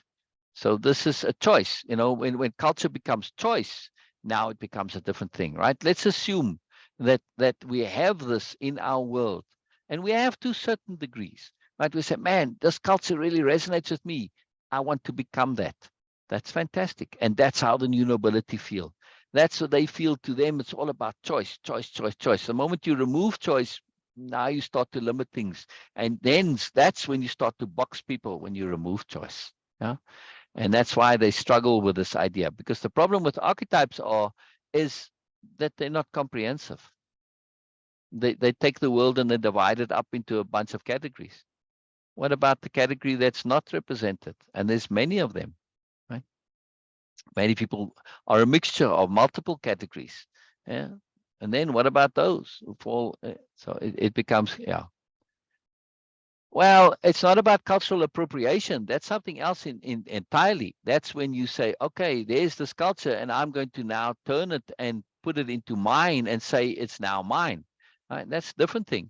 But when you acknowledge where it comes from, that's now you're just acknowledging it, right? So cultural appropriation is somewhat about this honesty where people are trying to make things their own that aren't their own. But when I say, hey, listen, I didn't grow up as a samurai. I didn't grow up in Japan, but man, I love the samurai culture. I want to be a samurai. Actually, I know I can think of two individuals specifically. When I owned the knife and the sword shop, I saw many come in who were super into that. But two of them particularly were like super into the samurai culture. They spoke the language. They knew all about everything about the samurai culture and swords and the whole works, right? They knew more about it than the average Japanese person by a long shot. because this was what they were into, right? Now, to me, they were more samurai than, well, anybody who can still claim to have samurai blood or legacy or culture. My grandfather was a samurai, great grandfather, whatever. Yeah, but how much do you really know about it? You see my point, right? It's about the interest and the keenness that makes them. Those two people that I know, they lived it. They lived it. Everything they did was according to that. They lived Bushido. They lived Budo. It's quite fascinating, really fascinating. Really opened my eyes in a big way, or at least I saw this thing of culture in a very different way. That yes, cultural appropriation, they weren't appropriating anything. They were just into it. They just loved it. And they didn't say, this is now my culture and, it's Western, whatever culture they had. No, they honored it as samurai culture and they just wanted to be a part of it. Right? So it's not necessarily appropriating it. It's just saying that, hey, I want to be a part of it. And well, I don't know if, you know, I use samurai for this example because samurai is a subculture. And yes, they had that you were born into it, but nonetheless, it's still a subculture within a greater genetic culture. And I think, I would imagine that back in the day, though, because, you signed up as a, you were as a samurai, you were a servant to a daimyo, to a lord. And I suspect this could have happened with anybody if you adopted the culture. I don't know if it was specifically racially based. Likely, but not necessarily. Right, right, right. A warrior archetype, precisely. But samurai is a particular warrior archetype because they wanted to be more than just a warrior archetype, and that's what makes samurai so interesting. Is that it's not purely a warrior archetype because of the philosophical side of samurai, right? The calligraphy and I forget. Well, the poetry and stuff like that, right? It's all part of samurai culture. There's a lot to samurai culture. They wanted to be more than just warriors. They wanted to seek moreness. And they didn't have the word moreness, but that's really what they were into, at least in some parts of it, which is why the whole Bushido is so, because Bushido too was an early attempt at way of impeccability, right? Again, they struggled with the language, struggled with the concepts, but that's the intent of it, was to go towards that. So it's a culture that they are looking at, a way of living. Yes, they used the warrior part of it to leverage themselves into moreness, but it wasn't about being a warrior only. It was about being more, but extending awareness, understanding practicality, being sophisticated, being in control of yourself, being having your character together, right? So it was having real deep character.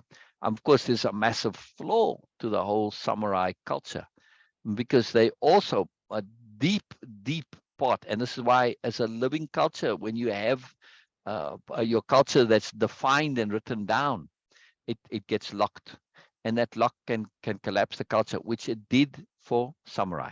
One of the key precepts, core characteristics of a samurai was obedience. Your daimyo, your lord, what he said you did, you did. But now you're trying to be ethical, and yet you are being obedient. This is premised on the idea that your daimyo is going to be ethical. Of course, this didn't happen. And they just, the daimyos, the lords, BMNs for the most part, saw the samurai as having this intent to be obedient. Man, what a massively fantastic tool that we can manipulate. So, of course, they had them do all sorts of horrible things, right, in the name of obedience. And it collapsed the culture eventually. They said couldn't reconcile. Yeah. Oh, pleasure, Janet. A pleasure, a pleasure. Yes, I need to go as well. I'm loving this, Joseph. I love this. I love this. I love this. I love this. So yeah, when with to me, this openness of culture, when you take the racial aspect out of culture and also just traditional hierarchical, then it becomes a profound thing. It really starts to shift when you say, hey, if you meet the requirements of this culture, you're in. That's it. Speak the language, all these precepts, like for instance, the samurai culture, right? If you can uphold all of those, fine, then you samurai. right? If you unhook it from the genetics, it's a very profound thing. And it says that definitely not appropriation, because that's taking culture from somewhere else and saying, well, it's actually part of my culture now. And that's a different thing entirely. You're not honoring the thing from its origins and where it came from. Yeah, yeah, yeah. Yes, it is a deeper understanding of a warrior, but typically though, when you look at samurai, right, because they had this deep philosophical side to them, and the delicacy, like art, was a very profound part, and ethics. A lot of warrior cultures have no ethics to them. Yeah, it's about being an efficient killing machine. So it's that's why I'm saying it. I wouldn't say it's necessarily a deeper understanding of a warrior, because in most warrior cultures, there's no morality. It's about being an efficient killing machine. There's no ethics involved, right? No beauty, no art. This is it. Your warrior culture is about being the most effective killing machine. That's many warrior cultures. So there's a nuance to samurai. In some ways, yes, they did make every effort to be efficient and effective in their ability to kill and cause mayhem. But still, though, there was some things they would not do. Whereas in some warrior cultures, no, man, don't matter, boy. There are no rules. Yeah. There's a difference. There's a difference. Yeah. Yeah. Yeah. So I wouldn't say that for samurai, the archetype is warrior. I would say for samurai, if you're now really going to get into archetypes, this is why I don't get into archetypes, because they break down. The archetype is learner, grower, awarenesser, right? It was about excellence is the issue for the samurai, not killing, right? Whereas the warrior archetype is about the core is about killing, right? But for the samurai, it wasn't about killing; it was about being more, right? So it's a moreness culture. So to me, the archetype is moreness, and it just happens to be that the warrior style samurai. Well, that's part of being a samurai. Other part of being a samurai is you representing the clan, etc., the fiefdom, and all this. So you have an ambassadorial role, as it were. Right, so they're very different to that. So that's what I'm saying. There are other things that come in. That's why I don't like archetypes, because they tend to box and limit. And then you run into this when you start going deeper and deeper, you run into conflicts and problems like this. When you really look at the samurai culture, it's way more than a warrior culture. It's a bit of a misunderstanding to see it only as that. It's predominant, and it's the part that, of course, history and the movies like, right? But it's not actually the deepness of the culture when you go into it, right? Like I say, ethics, bushido, art, grace, exquisiteness, all of this. They were looking to really be what, in some ways, the new nobility take to its extent, right? They were prototypes early days, right? But that obedience, that's what got them into trouble. It's what collapsed the culture, unfortunately. It was a flawed thing. You can't be obedient to inappropriateness. Can't do it. Can't do it. You have to trust. Right. Now that's a different kind of warrior. That's that. Now you're looking at capital W warrior. Absolutely. When you're looking at like capital W warrior and moreness warrior, not just like as a soldier or killer, right? That's what I'm saying. There's many different warrior cultures, but when you look at that type of a warrior, that warrior is all about peace, not about fighting and destruction and being an efficient killing machine. No, a true warrior is one whose last resort is violence.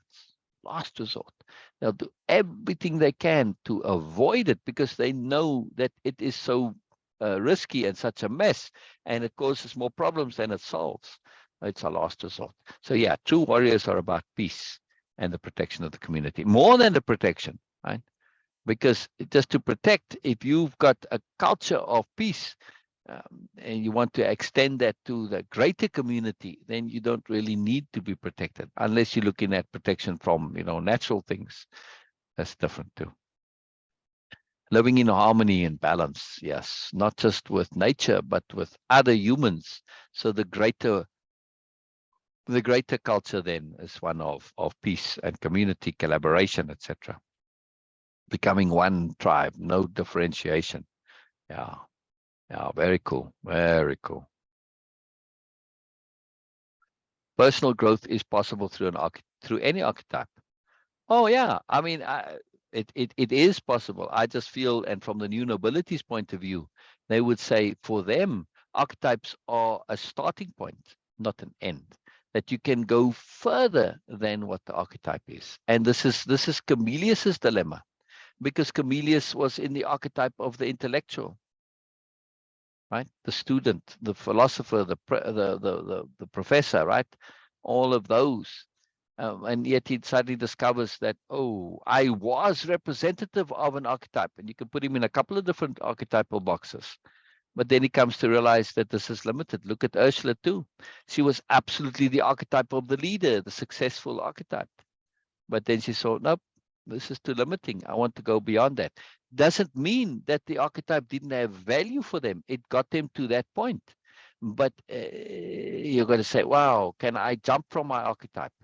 Can I move to another one, to a more encompassing, greater overall archetype, a flexible archetype, the archetype of process? Biella says, we are process, capital P process, which means that this is an archetype that is always changing. You come back and look at process. Oh, you're going to see today it's one thing, but because it's always changing, you come back in a week's time, it's something else entirely. And that's a very, very powerful archetype, the one that's fluid and flexible, that's always changing and adapting, right? And this is the archetype of appropriateness as being, yeah, rather than saying, I'm going to be a particular thing and that's it. This is what I'm limited to, in other words. Now, that doesn't mean it doesn't work for people. Of course it does. Of course it does. The new nobility aren't saying that, hey, what you're doing is wrong. No, they know it works. It's fantastic. They love it. But they say, me, I want a bit more. They want to go past that. They explorers. They push the boundaries.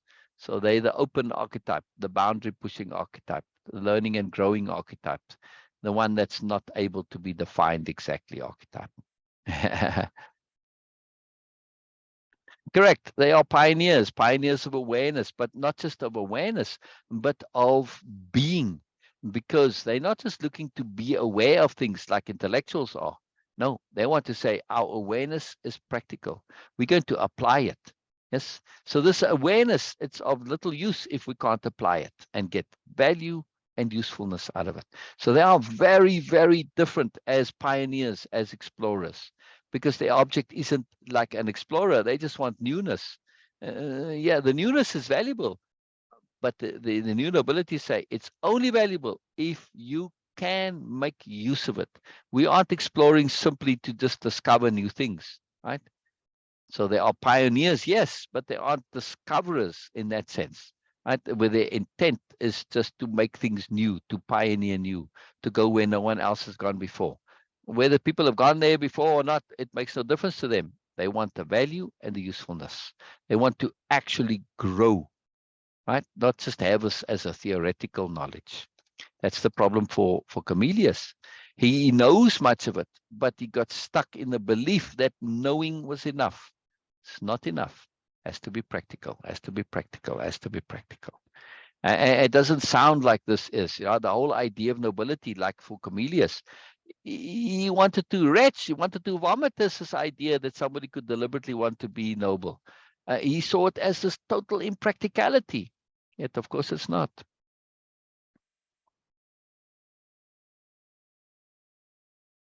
Right, exactly. So the point of this thing is that, well, now we're looking at an archetype that's not an archetype, because in this concept of pioneer and explorer, they still limit, right? Like I said, a pioneer can be somebody who's doing stuff just to be new.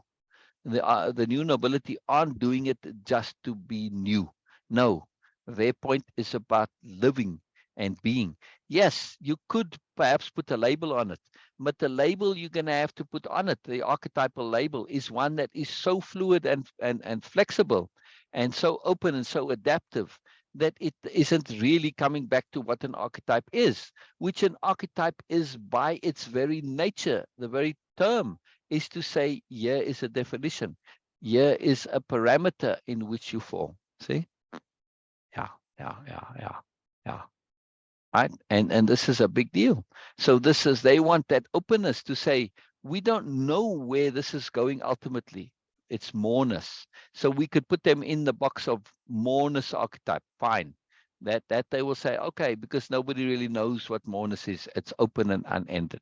Right? But see, the moment you start using terms like a pioneer and explorer, it's part of what makes a new noble. Part of it, yes, but not the entirety, because practicality, application, doing, being, this is it. Their mandate is being, to tree, in other words. Now, very, very different, very different. No, I mean, they have their value, Joseph. I'm not saying they don't.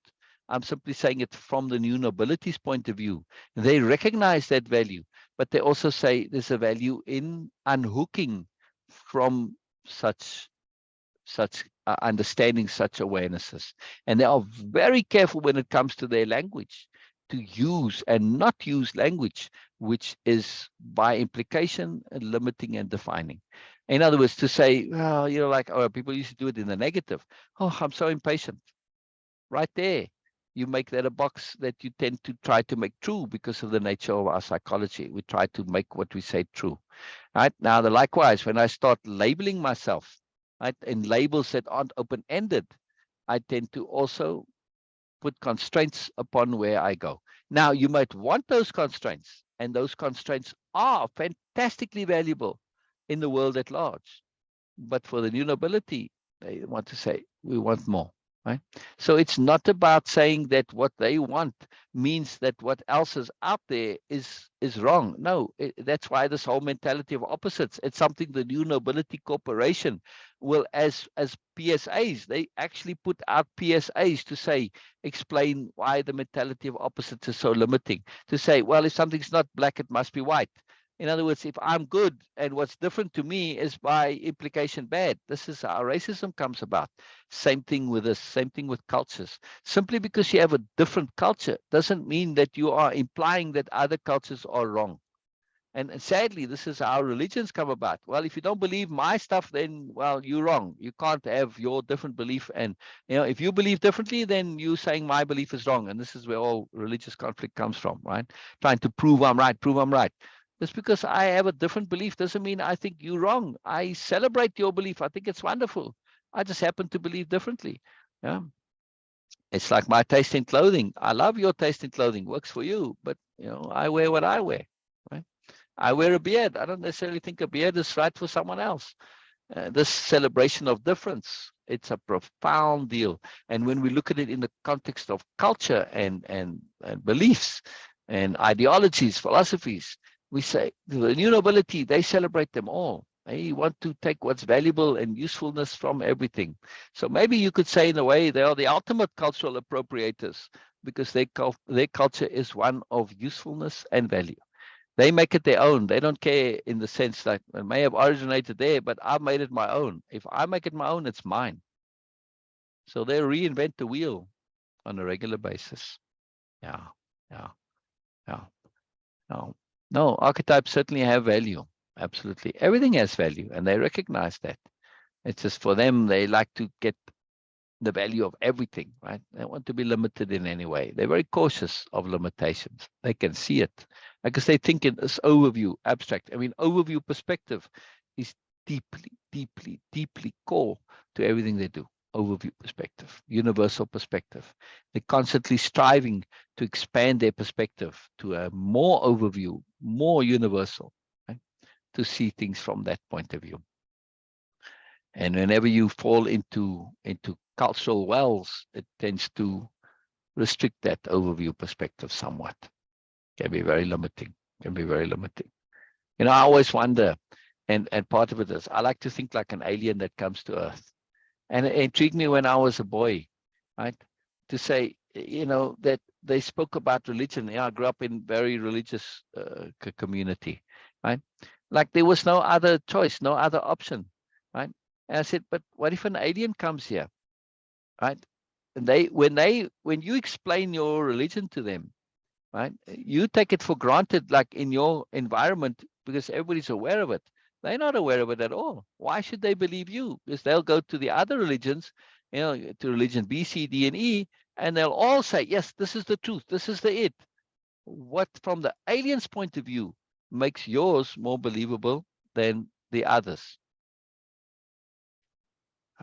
This was always a point that really, really fascinated me, right?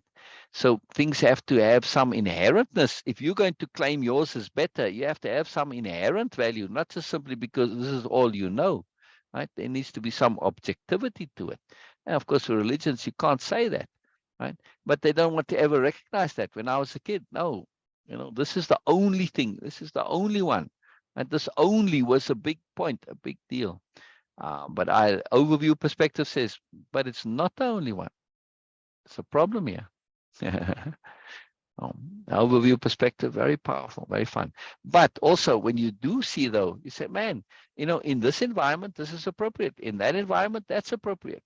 So appropriateness is contextual. It doesn't make things inappropriate simply because they don't apply in a particular context. That's that either or thinking. We have to be very careful of that. Very, very careful of that. Right? Simply because I choose a different path doesn't mean that I'm criticizing your path. Not at all. Not at all. Your path is your path. It's good for you. I'm following a different path. Right? It's interesting how we apply this, for instance, to like life choices or vocation. Yeah, you want to be a doctor, you want to be a scholar, you want to be this, whatever. Right? Well, you're just content to work a 9 to 5. Great. We have no problem with that. But yet when it comes to beliefs, now suddenly what I believe I want to do as a job, I'm free to believe whatever I like. But when it comes to religious beliefs, no, I'm not free. Cultural beliefs, no, I'm not free. Why not? Why not? Why not? Very, very cool. I love this. I love this. I love this, Joseph. Very cool. I love it. I love it. I always love your comments, man. I love you. And of course, you're always welcome to come on Zoom and, we can chat and discuss these. I just really want to make this point that from the new nobility's point of view, and mine also, celebration of difference. Celebration, not acceptance, not acknowledgement.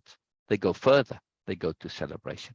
Is key to the entire point of the whole culture. It celebrates difference. Celebrates it, right? I mean, and just within Way of Impeccability, we've had all the different religions at some point in time or not, or at least a great majority of them, wildly different religious perspectives represented.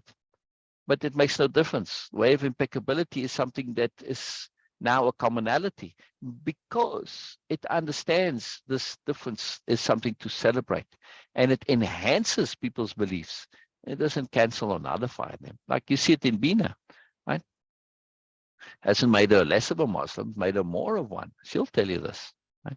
Because when you apply impeccability to your beliefs, it's wonderful, right? You get the full value out of it.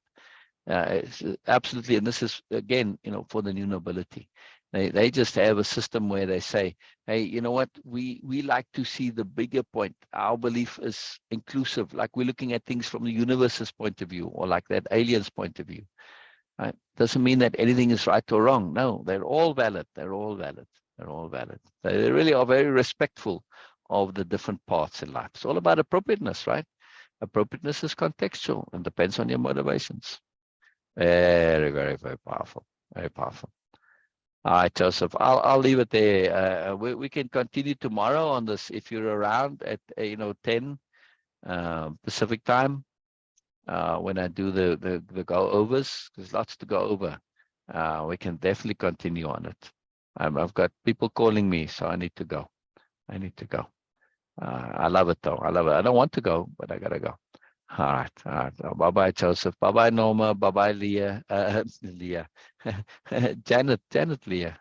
Called you Leah.